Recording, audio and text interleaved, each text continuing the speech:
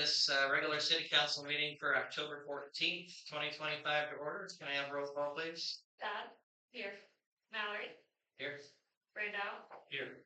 Darling, Here. Beckman, Here. Armstrong, Here. and Martin is absent. Yep. Great. Thank you. Please stand and join me for the pledge of allegiance.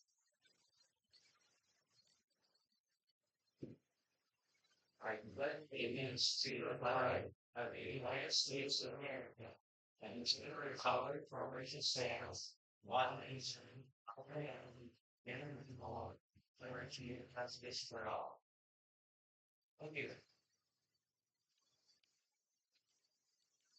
Great. We have public comments for agenda items only. So if you have a public comment, you can stand and state your name for agenda items only at this point. Okay, I will close that portion and move on to approval of agenda and receive and file all communications.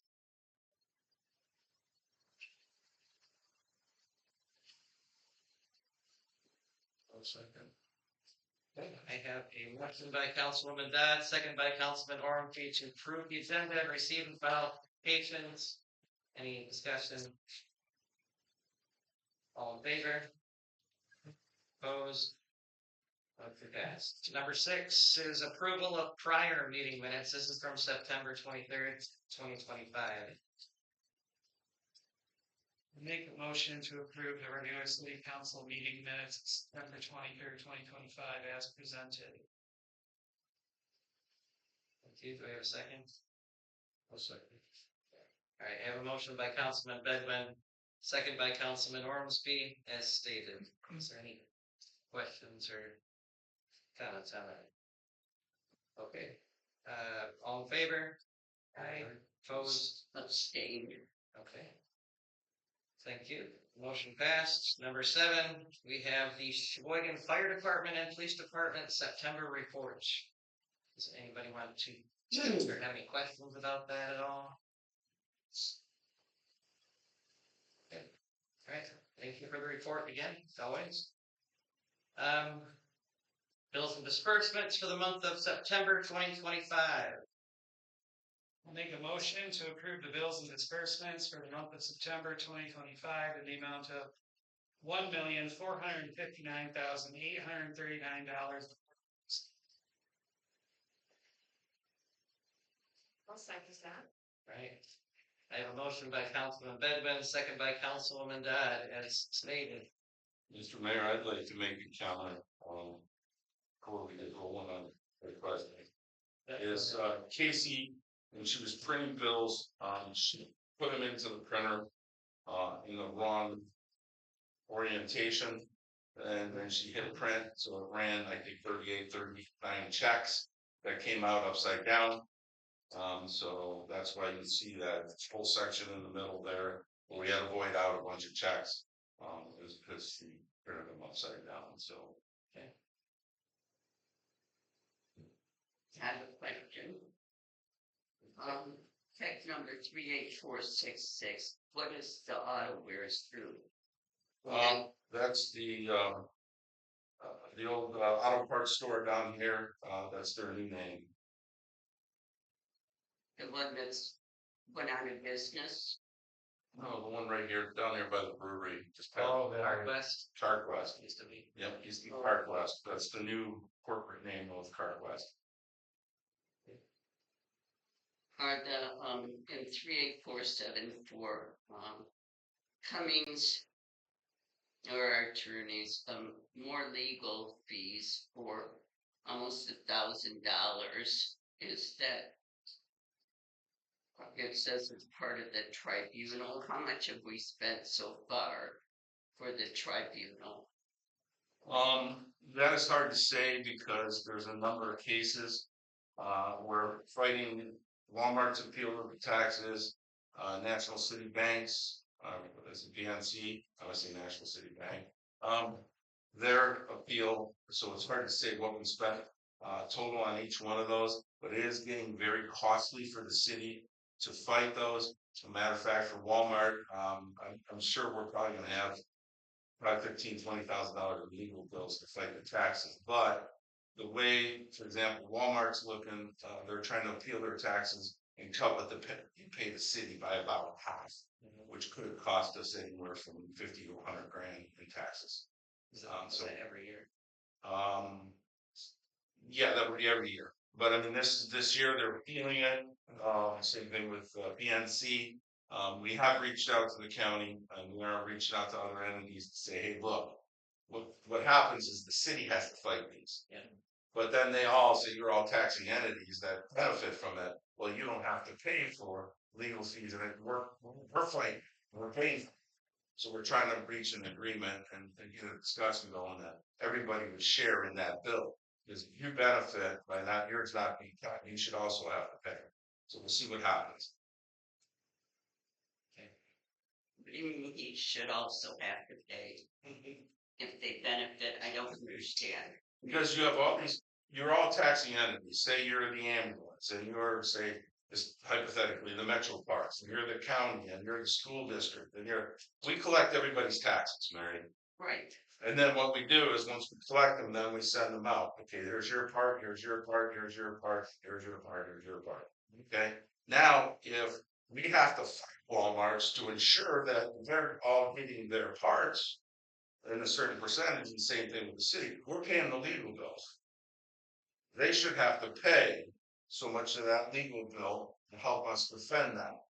And that's what we're trying to get that going and have that conversation and get that formalized where some of these entities will step up. Schools don't care because of the fact that if the tax bill goes down, it just shows up on their revenue sheet that they got less money, and that's usually made up by the state. Okay, and they've told us this, I think 4 years ago, I think I met with the school treasurer at the time, and the superintendent said, hey, I need your help in fighting. They're like, well, that really doesn't matter. It's how the formula is set up for the state. We're going to get our money out, no matter what. Depends on which form. But Yes. So that was that was 4 years ago. I mind you, but yeah, so it might be different. I have not approached the schools yet. And we will be discussing it with other folks to make sure that everybody's going to have to help us out. Other than that, we can't do it. If we fight somebody and it's going to cost us $20,000, we just roll over and say, all right, we'll lower your taxes, I guess. What are we going to do? Is there any possibility that some of the people that say their taxes are too high, that they could be lowered a little at least? Mary, you sit on the board of review, I do. and that's your job to do that when people come to appeal it. You guys decide whether you're going to lower people's taxes or not. So that would be something that the board of review would do when you guys meet twice a year. All right, are there any other questions on the bills of the circumstance right now? Okay, roll call please. Yes. Darling, Yes. Dot, yes. Mallory, Yes. Brenda. yes. All right. We are on 9A, which is consideration to appoint Natalie Sims as deputy clerk effective October 20th, 2025. I'll make that motion. Okay. We have a second. Second. You have a motion by Councilwoman Darling, second by Councilman Pittman to appoint Natalie Sims as deputy clerk effective October 20th, 2025. Anybody have any comments or anything to say about that? Mr. Mayor, on behalf of staff, she has come on. She's done a fantastic job, and we're lucky to have her in that particular position. We get a lot of great feedback from the public. She is very hard to rattle, and sometimes up at that front desk, it's a tough position, probably one of the tougher ones in the city. Yeah. Because when people are coming in and are upset, she's the first person to talk. But she's doing a good job, so I wholeheartedly support this, and I'll let Alyssa, who she works for, Alyssa. She's doing a great job.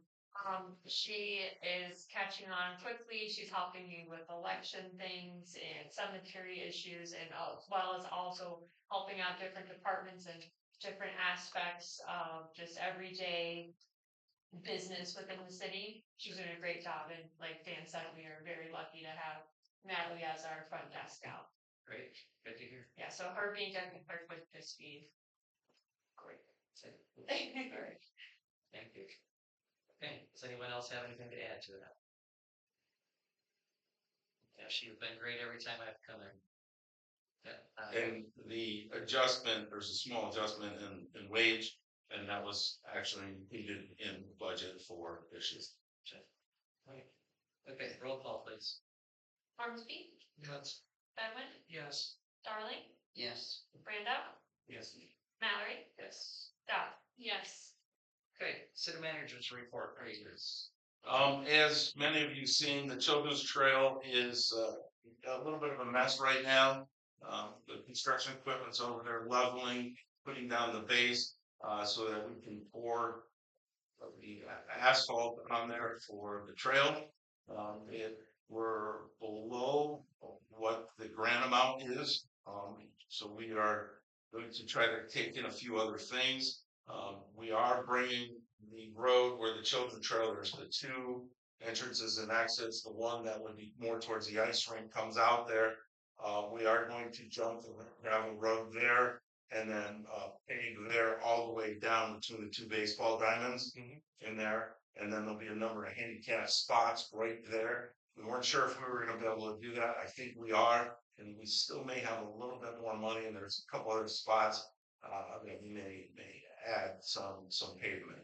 The fishing piers will be installed hopefully this year, depending on the weather. If not, in the spring, we can't install them right away because of the fish spawning regulations. So we then would have to wait till early summer to put those in, but those aren't as much. A lot of that's done from one piece of equipment on shore and a barge from the water. So we'll see what happens there. Casey and I had a meeting today with FEMA again.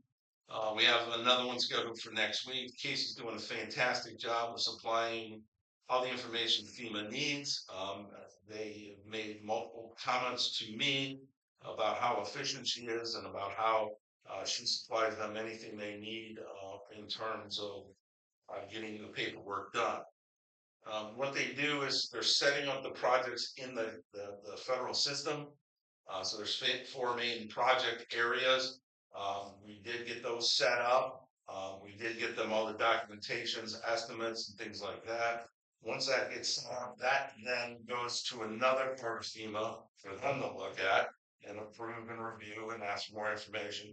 And then when it goes to the state of Michigan, and the state of Michigan puts it up in their system, and then the money is sent from FEMA to the state of Michigan, then on to us.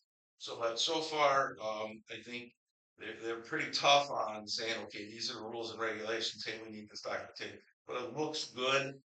It's still in that about anywhere just under $1 million. I think it's under 1.1 or 1.2 million. You get a different set of regulations than if you go over it, and we're still in that soft area, I call it. So I think we're in good shape, and I'll let you know more about that as we move along. The inside dump, it's been open. We've gotten a lot of positive feedback, where a lot of residents were happy that, hey, look, we're not paying as a resident our taxes to allow people from all over the county to come. We've had a few contractors that have been upset with us because they did a job in the city and they think they can come over to our dump and dump their stuff. They're charging the customer over here, but then they want to dump over here for free. So just so you know, you may get some people to complain about that, but overall it's worked well. I think our strategy of having somebody there is the plan to go with. And so I'll come back to you because remember we had some discussions about how are we going to pay to have a person's staff there. So we'll have to figure that one out, but so far so good. So we caught 2 contractors trying to dump their stuff from other places, and so that's good. Our archery hunting in the city, we have about 20 bow hunters that are passed the test. They're certified. So far, three deer have been taken, and that's not a lot, but if you got to think about it, I know most of the people have not hunted yet. because it's been too warm. Once that temperature starts to drop, then I think things will start to pick up. I know one person hunting said that you have to shoot a doe before you can shoot a buck. They said that they've seen I think 9 or 10 different bucks so far without seeing a doe. So we made jokes. We had some jokes about that, but I think things will start to fall into place with that soon. Rec activities going on. Right now, Boys and Girls Night started 2 weeks ago. We have about 30 boys participating in Boys Night, about 36 girls in the Girls Night. Our Sunday Volleyball League is going to start. They have 10 teams, so that's pretty good. I think last year I think there were 6 or 7, so that's a pretty good turnout. We also interviewed 2 candidates, 2 highly qualified candidates for the community development director's position. We conducted a background check on them. A couple other things we got to do before we decide to move forward and make a conditional offer. Health insurance, Casey and I met with our current health insurance provider. We also interviewed another group that's going to provide us quotes. So far, positive. I can say this, that our insurance for our employees should be relatively stagnant, which is unusual because usually we 9, 10, 11, 12%. An increase every year in the premiums for the city to pay. Right now it looks good, that we maybe, may not change much, if at all. We're going to start having the Blake Task Force meet, which would be the Community Development Director, Dave Sullivan, Alex, one officer, and myself. What we're going to do, and remember, I've asked council to give me some target properties, ones that, you may see that say, hey, or you've been getting complaints. Hey, look, these are some target properties that are in bad shape, whether it's blight or structural issues or whatever it may be. We're going to start meeting and start addressing those right now, and some of those bigger ones, so that we can kind of get the process down right and continue to hit the ground running in the spring when we really will have to roll it out in full blast. And then meter replacement. So far, remember we had 1,500 meters. We borrowed money to put in $1 million. I think we borrowed $1 million to put in 1,500 meters. Right now we are at 294, and that's before anything this month. So they're making good progress. And again, somebody calls you out in the public and says, hey, I want to come put a new meter in. We're working with the city. Please work with them to get them into your structure to do that. And then also we're replacing lead water lines throughout the city. Same thing. So if you get a call, if anybody's got any concerns or questions when they get a call like that from the city, call down here to the front desk. We'll confirm that who you're talking to are the right people, and we're asking people to help these contractors get their job done. It's a lot of grant money that we got, and we want to be able to spend it and not return it. And that's all I have, Mr. Mayor. All right, thank you. Jan, when you were talking about the different steps, how long does that process typically take? I would say right now, I would not expect to see any money in our hands probably until next year. That's my guess. It's hard to say. Yeah. By the time you go to the next level, get it approved, then there's contracts and disbursements and things like that. So, and we're holding off on some of the work because there's only so much we can absorb with our budget. So anything that's done is done. When we put in for reimbursement, we'll probably get reimbursed. Some of the other things that we want to do, such as taking down some of the dangerous limbs or dangerous trees, we can't move forward on it until we kind of know the money's coming. And then I'm going to have to put all that stuff out bid. So it's a big process. So even that, if I have to put out all the trees I need every tree, every location in the report, and then I need to bid it out and give people, so there's probably a 2-month process right there. So it's gonna take us a while. But patience. City clerk, anything? No? Okay. All right, I'll open public comments. If you have a public comment, please stand, state your name, and you have 3 minutes. Chris Cora. Again, this is my first time being at a city council meeting, and I can still new to Sheboygan, about 9 months. I come from Germany. So I actually have 3 topics, and the ditches and flooding in the ditches.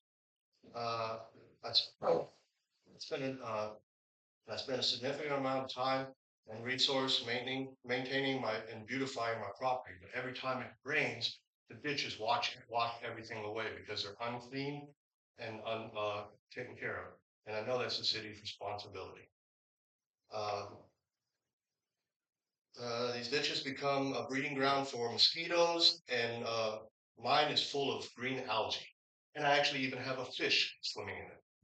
I don't know how it got in there, but it's in there. So the fishing thing, if they need to find permits.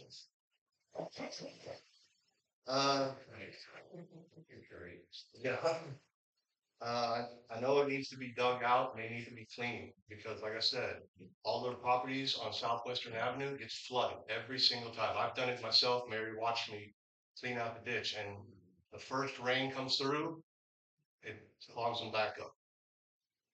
The second one, I have a tree that's sitting between the ditch and the sidewalk. I've already contacted the Chamber of Consumer Energy, and they came out and verified that it's not their tree because it's not close enough to the power line. The tree is a hazard. It's a safety hazard. It's constantly breaking and falling into the road and falling onto the sidewalk.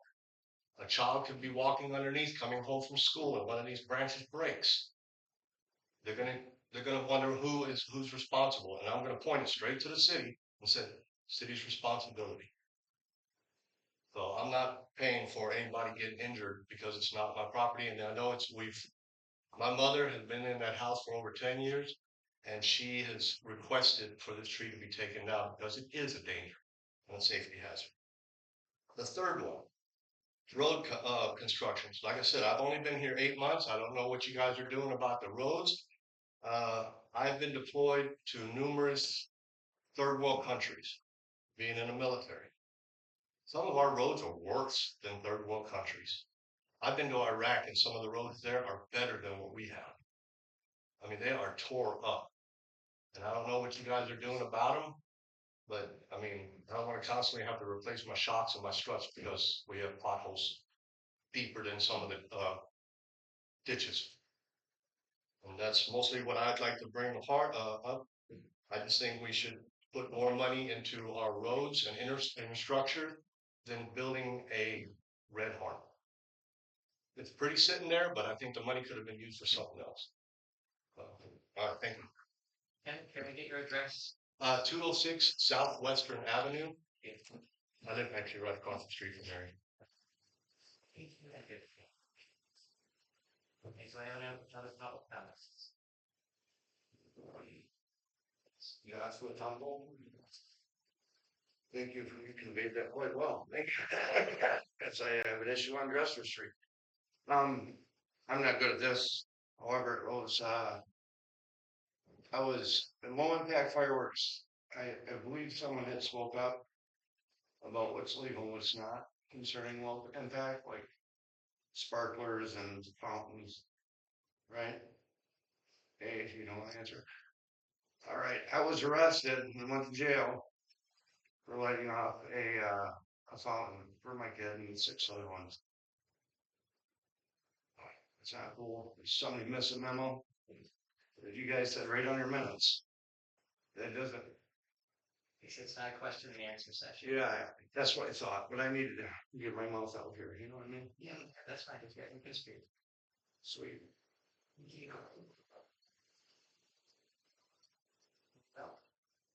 Yeah, throw through the dresser. Great to get those ditches too.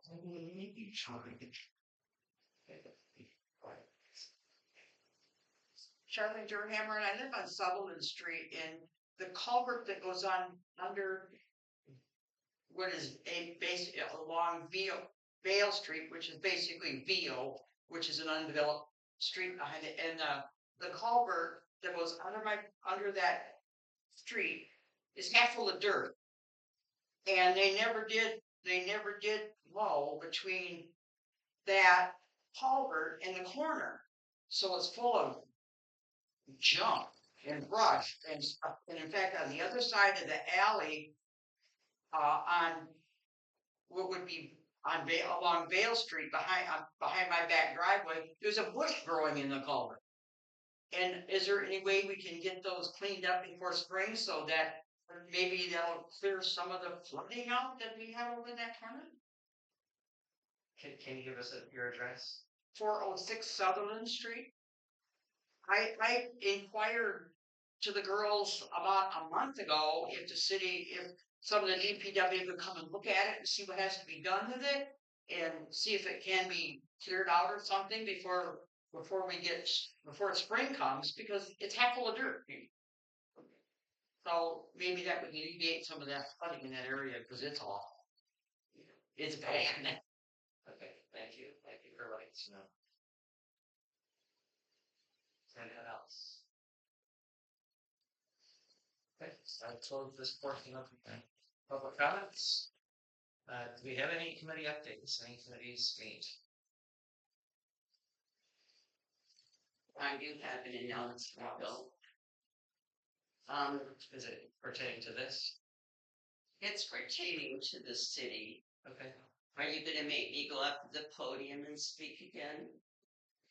This meeting. I've always been respectful. Okay, I disagree, but Last Saturday, we celebrated the opening of the dog park here in Sheboygan. There were representatives there from the county, donors, and the committee was there. A lot of people brought their dogs. They had a lot of fun, and they're very thankful for the dog park that we have here in town. There is a list of the rules that you have to follow on the gates, and also of the donors that did participate. And I wanted to say thank you to everybody, but I'd also like to get the word out to people that it is open and operational.